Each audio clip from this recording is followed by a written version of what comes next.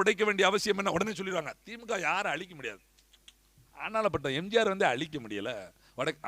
வாங்க, எம்ஜிஆர் வந்து அழிக்க முடியல. ஆனா எம்ஜிஆர் உங்களால ஒன்றும் பண்ண முடியல. எது? எம்ஜிஆர் உயிரோடு இருந்த 17 ஆண்டுகளும் அந்த ஆட்சியில் இருந்தார் 15 வருஷம்.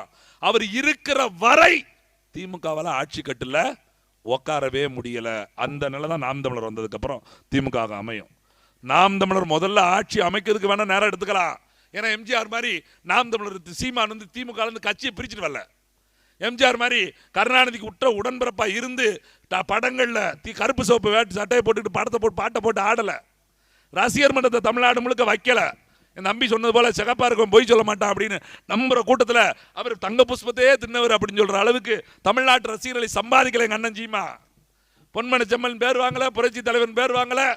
சாதாரண உங்களை மாதிரி ஒரு புத்தூர் மாதிரி ஒரு கிராமத்தில், வரகுடராம மாதிரி ஒரு கிராமத்தில், எங்கேயோ மதுரைக்கு பக்கத்தில், பரமக்குடிக்கு பக்கத்தில் அரணையூர் அப்படிங்கிற அட்ரஸ் தெரியாத ஒரு கிராமத்தில் பிறந்து படிச்சு வளர்ந்து வேலைக்கு போலான்னு சினிமா எடுக்க வந்த ஒரு சிறுவனா அந்த மண்ணுக்கு வந்தவனா இன்னைக்கு சீமானா மாறி இந்த அரசியல வந்து நிக்கிறான்.